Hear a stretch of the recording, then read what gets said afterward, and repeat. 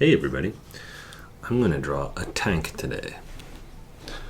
I've got my paper-oriented landscape sideways because tanks kind of travel across the ground, right? So it's kind of cool to give them that flow in the picture. I'm not a big, gun or military guy, but I've always really enjoyed drawing tanks. They're pretty simple too. I'm going to start out down here with the wheels and do a couple kind of like oval shapes. Tanks have really cool treads for driving around, cool ways of getting from place to place. I'm going to connect these circles,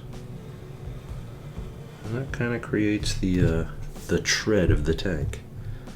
Now I'm just going to go back around this tread with a small line. This can be kind of tricky, especially if you're using like a thick Sharpie like me, but just kind of follow along closely. Doesn't have to be perfect. Imperfections kind of give a tank a cool look. Alright, from here I'm going to go over, drop down, and draw like a C shape. See how my shape kind of follows the shape of the tread a little bit over here? Okay. Now that's going to be like the front of the tread.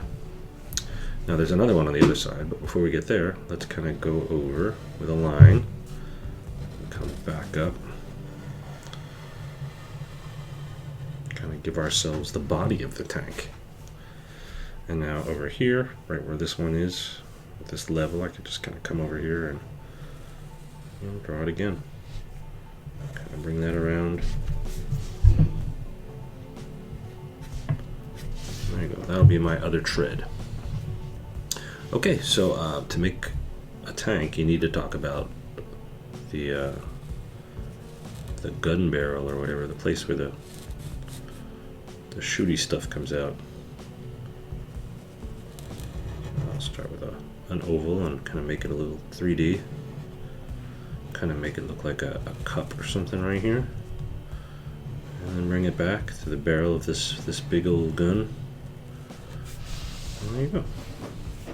Now to connect my gun barrel to the body of my tank, it just looks like this. So now you can really see my tank is kind of taking shape. I like to put like a little open hatch on the top here, like a little circle here. This is where,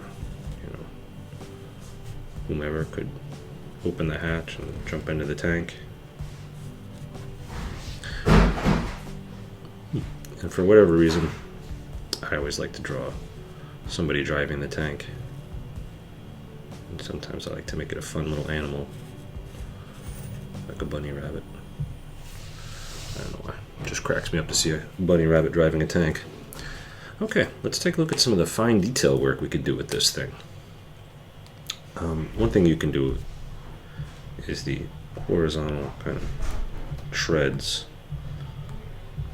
Just keep on giving them that shape, that horizontal shape on both of these. That's how you know this thing is a tank, because it has those horizontal treads. You want them all to be parallel.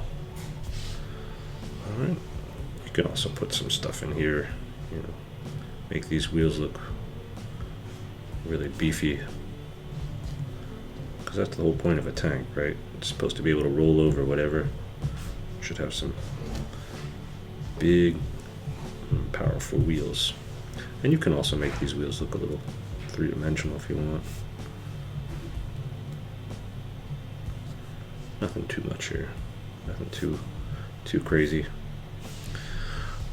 Let's see, what else can we do? Oh, I don't know what this is. I don't even know if this is part of a tank, but just putting a panel here kind of helps your tank look like a machine. I like to put kind of a star on the side here.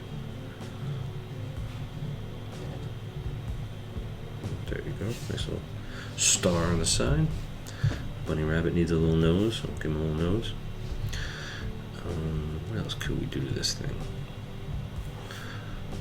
You can give some shadow or some kind of like texture along here to make your tank kind of stand out.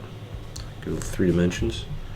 And I'll put some down here, just push in a little bit of shadow to kind of create the sense that this is a rounded bottom to my tank. And then I think I'm just going to come back with my thick marker here, kind of scrub in a little shadow underneath, not too much.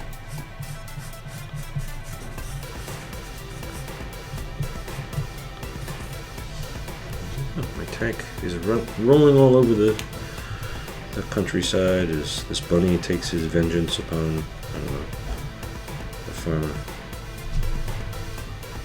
I don't know what bunnies would take vengeance against.